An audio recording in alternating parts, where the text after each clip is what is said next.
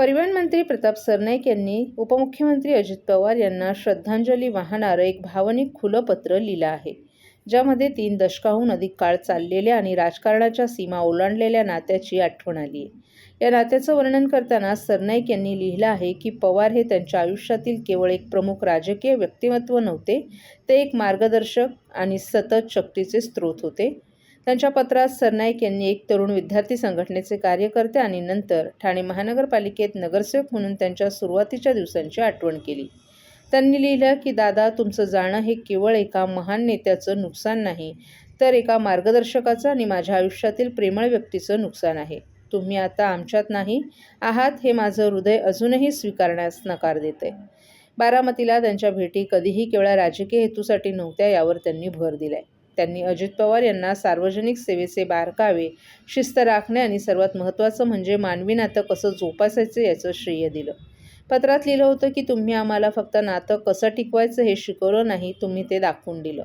तुमचं प्रेम खरे होतं. तुम्ही हसून म्हणायचो आपण प्रतापला मदत केली पाहिजे आणि जेव्हा जेव्हा मी मागे वळून पाहायचो तेव्हा तुमचा भक्कम पाठिंबा नेहमीच माझ्या मागे होता.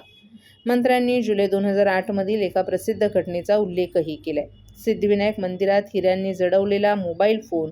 सरनाईक यांनी स्पष्ट केले की हा इशारा कधीही त्या घटनेबद्दल नव्हता, तर तो पवारांबद्दलच्या त्यांच्या खोल आदराचा आणि प्रेमाचं प्रतीक होता.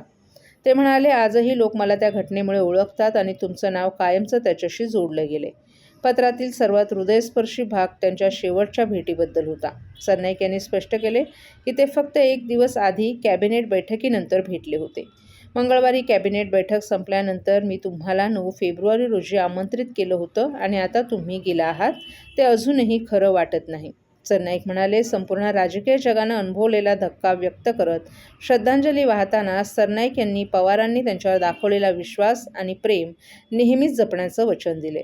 तुमच्या आठवणी, तुमच्या शिकवणी आणि तुम्ही आपल्याला दिलेला विश्वास प्रत्येक पावलावर माझ्यासोबत राहील. तुमची अनुपस्थिती शब्दात व्यक्त करता येणार नाही. दादा, तुम्हाला आपली भावपूर्ण श्रद्धांजली, अशा शब्दात त्यांनी या पत्रात आपल्या भावना नमूद केल्यात.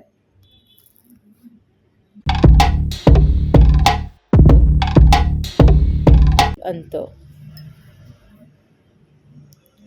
ठाणे जिल्ह्यातील शीळ परिसरातून एक अत्यंत धक्कादायक आणि हृदय पिळवटून टाकणारी घटना समोर आली आहे. गेल्या 3 दिवसांपासून बेपत्ता असलेल्या 12 वर्षीय मुलाचा मृतदेह एका इमारतीच्या डगमधून आढळून आलाय. हा अपघात आहे की निष्काळजीपणामुळे गेलेला निष्पाप जीव, या घटनेमुळे परिसरात एकच खळबळ उडाली आहे. ठाणे जिल्ह्यातील शीळ परिसरातील खलील कंपाऊंडमधील नजीर हाईट्स या इमारतीतून 12 वर्षीय मुलाचा मृतदेह सापडल्यानं एकच खळबळ उडाली आहे. इमारतीतून तीव्र दुर्गंधी येऊ लागल्यानंतर स्थानिक नागरिकांनी शिळडागर पोलीस ठाण्याला याबाबत माहिती दिली. पोलिसांनी तात्काळ घटनास्थळी धाव घेत ग्राउंड फ्लोअरवरील एका खोलीच्या बाथरूमची भिंत तोडून डोंगमधून मृतदेह बाहेर काढला. मृत मुलाची ओळख तौहीद साहिद शेख, वय वर्ष 12 अशी करण्यात आली असून तौहीद गेल्या 3 ते 4 दिवसांपासून बेपत्ता होता. याबाबत त्याच्या कुटुंबियांनी आधीच शिळडागर पोलीस ठाण्यात तक्रार दाखल केली होती. मृतक तौहीद हा शब्बीर हाईट्स येथे राहत असल्याची माहिती समोर आली आहे. स्थानिक नागरिकांच्या माहितीनुसार तौहीद इतर मुलांसोबत नजीर हाईट्सच्या छतावर पतंग उडवायला गेला होता. इमारतीच्या छतावरील डग हा लाकडी प्लायवूडनं झाकलेला असल्याचंही सांगितलं जात असलं तरी मृतकासोबत खेळणाऱ्या एका मुलानं वेगळाच खुलासा केलाय. त्या मुलानुसार डग उघडाच होता. आम्ही तिघे उड्या मारत होतो तेव्हा तौहीद अचानक डगमध्ये पडला. यामुळे अनेक प्रश्न उपस्थित झाले आहेत. डग सुरक्षित नव्हता का? लहान मुलांना छतावर जाण्याची परवानगी कोणी दिली? हा अपघात आहे की दुर्लक्षातून घडलेली दुर्घटना? दरम्यान पोलिसांनी मृतदेह ताब्यात घेऊन पोस्टमॉर्टमसाठी पाठवला असून पुढील तपास सुरू आहे. हा मृत्यू पतंग उडवताना झालेला अपघात आहे की इतर कोणता प्रकार, याचा उलगडा पोलीस तपासानंतरच होणार आहे. मात्र या घटनेमुळे परिसरात शोककळा पसरली असून नागरिकांमधून संतापाचं वातावरण निर्माण झाले. बेटा, क्या नाम है आपका? रेहान। बेटा, आप भी वो बच्चे के साथ में पतंग उड़ाने के लिए गए थे क्या? हाँ, रेहान, कहाँ रहते हो तुम? मैं शब्बीर हाइट में 2 माले पे। और ये तुम्हारे बाजू की बिल्डिंग में हादसा हुआ है। हाँ, 4 दिन से एक बच्चा गायब था। हाँ। आज उसकी लाश मिली है। हाँ। क्या बताओगे उस बारे में? बच्चे का नाम तौहीद बताया जा रहा है। तौहीद का हादसा कैसे हुआ, क्या जानकारी है इसकी पूरी? तो मैं टेरिस पे था, तो बाकी 2 लड़के थे। हाँ। मैं था और वो था। वो डक है, वहाँ पर वो लोग जम मार रहे थे। एक बंदा पहले जम मारा तो वो बोलता मेरे साथ में तू भी मार। अच्छा। तो लोग एक दूसरे का देख के जम मार रहे थे। तो वो डक खुला था क्या? हाँ। अच्छा, उसमें डक कोई खुला पतरा वतरा लगा हुआ था? नहीं कुछ भी नहीं था ना, प्लाई पतरा कुछ नहीं था। नहीं, बाकी उन लोग का एक दूसरे का देख के जम मार के मारते थे एक दूसरे को, बोलते थे मारो जम मारो करके। मेरे को भी बोले थे, मैं चला गया। अच्छा। बेटा पर सब लोग कह रहे कि वो पतंग उड़ाने गया था। पतंग हाँ, उड़ाने पतंग भी उड़ा रहा था। बाकी उसका भाई वहाँ खड़ा था, वो जम मार रहा था। उसका भाई चिल्ला रहा था उसको मत अच्छा, कर। ये जिस दिन गायब हुआ है उसी दिन की बात है या उसके पहले की बात है? उससे मतलब 1-2 घंटे के पहले। 2-1 घंटा पहले। हाँ। अच्छा।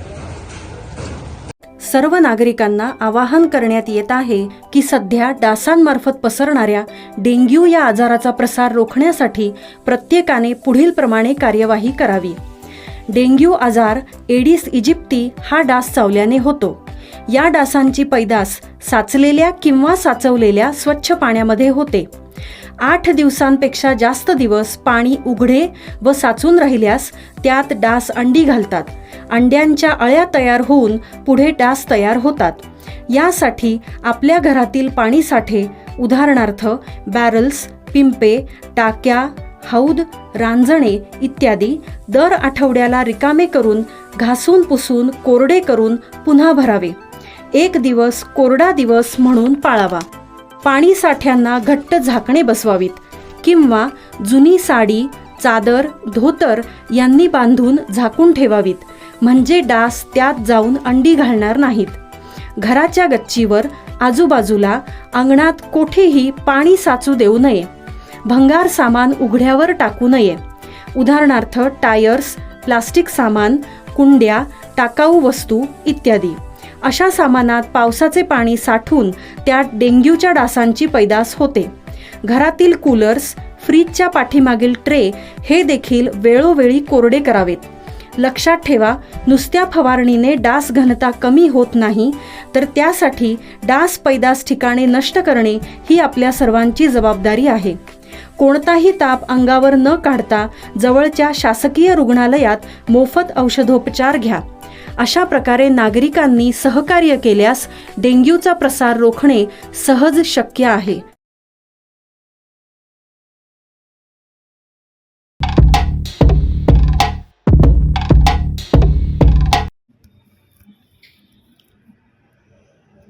महसुली दर्जा आणि गावठाण मंजुरी अभावी कोयना प्रकल्पग्रस्त सुविधांपासून वंचित.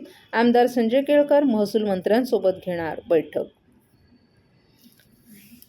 6.5 दशकांपूर्वी सातारा जिल्ह्यातील कोयना धरण प्रकल्पात बाधित झालेल्या सुमारे 80हून अधिक कुटुंबियांचं पुनर्वसन भिवंडी तालुक्यातील करंजवडे गावात करण्यात आलं.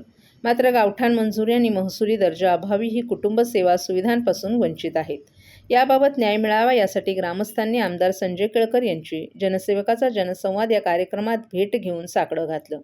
याबाबत महसूल मंत्र्यांच्या दालनात संयुक्त बैठक घेणार असल्याचंही केळकर यांनी सांगितलं. सुमारे 65 वर्षांपूर्वी कोयना धरण प्रकल्पग्रस्त 80हून अधिक कुटुंबियांचं पुनर्वसन भिवंडी तालुक्यातील करंजवडे गावात करण्यात आलं.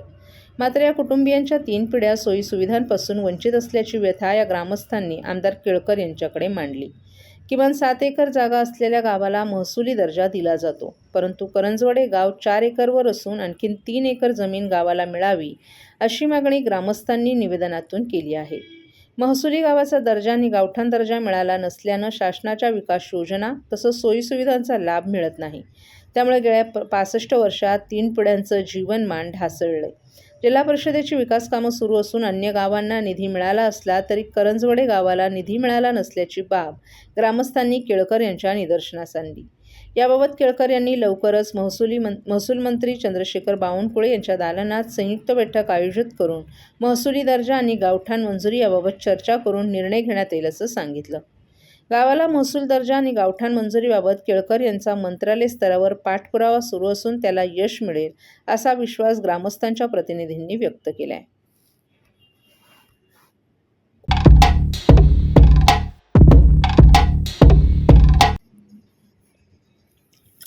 ठाण्याच्या महापौरपदासाठी अनेक नावांची चर्चा होती. मात्र कोपरी परिसरातील नगरसेविका शर्मिला पिंपळकर यांचं नाव जवळपास निश्चित झाले. महापौरपदाच्या रेसमध्ये वागळेमधून दर्शना जानकर तसंच वर्तकनगरमधून विमल भोईर यांच्या नावाचीही चर्चा होती. मात्र महापौरपदासाठी आज नामनिर्देशन दाखल करण्यात आलं असून पिंपळकर यांचं नाव निश्चित झाले. तर दुसरीकडे भाजपनं विरोधी पक्षात बसण्याचा निर्णय बासनात गुंडाळला असून सत्तेत सामील उपमहापौरपदी कृष्णा पाटील यांची वर्णी भाजपनं लावली आहे.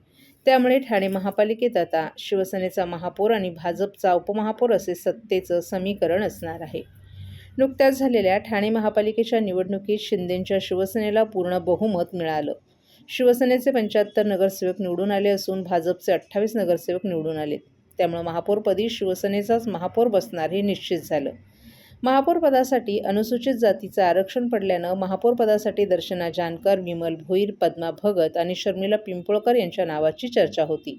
मात्र आज महापौरपदासाठी नामनिर्देशन दाखल करण्यात आलं आहे.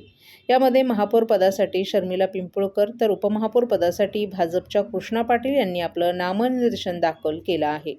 यामध्ये शर्मिला पिंपळकर यांचं नाव निश्चित करण्यात आलं तर उपमहापौरपदासाठी कृष्णा पाटील यांची वर्णी लागली. शिवसेनेने एकूण 75 नगरसेवक आणि भाजप पक्षाचे 28 नगरसेवक निवडून आणले. अपक्ष नगरसेविका प्रमिला केणी यांनी देखील शिवसेनेला पाठिंबा दिलाय. त्यामुळे शिवसेनेचे 76 नगरसेवक झालेत.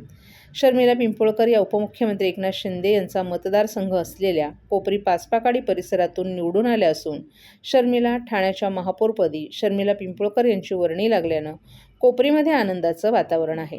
ठाणे महापालिकेत योग्य पद मिळालं नाही तर विरोधात बसण्याची भूमिका घेणाऱ्या भाजपनं आपला निर्णय बासनात गुंडाळला. ठाण्याच्या उपमहापौरपदी भाजपच्या कृष्णा पाटील यांची वर्णी लागली आहे. सत्तेत महत्त्वाचा वाटा मिळावा यासाठी महत्त्वाच्या समितीवर भाजपनं मागणी केली आहे. यामध्ये स्थायी समिती, परिवहन समिती, शिक्षण मंडळ, विषय समित्या, प्रभाग समितीमध्येही भाजप आजही आग्रही आहे.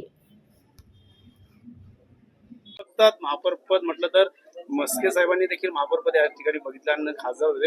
एकंदरीत कारभार कसं म्हणतो? सर्वांना माझा नमस्कार. जय महाराष्ट्र. सर्वप्रथम महाराष्ट्र राज्याचे उपमुख्यमंत्री अजितदादा पवार यांचं जे प्लेन अपघातात निधन झाले त्यांना मी श्रद्धांजली वाहते. आणि 2017 नंतर 2026 मध्ये पुन्हा एकदा महाराष्ट्र राज्याचे उपमुख्यमंत्री एकनाथजी शिंदे साहेब आणि आपले खासदार नरेशजी मस्के साहेब, जिल्हा प्रमुख मीनाक्षीताई शिंदे यांच्या मार्गदर्शनाखाली आज ही उमेदवारी भेटलेली आहे. महापौरपदाची उमेदवारी पुन्हा एकदा भेटलेली आहे. अभिमान वाटतोय की एका सर्वसामान्य स्त्रीला या सर्व आपल्या नेते मंडळींनी एक पद दिलंय महापौर पदाचं आणि त्याचा मी मान राखेन. काम करण्याची संधी भेटली आहे मोठी ठाणे जिल्ह्यावरती. त्याचं काम करण्याचं, सोनं करण्याचा नक्कीच प्रयत्न करेल. Okay, thank you.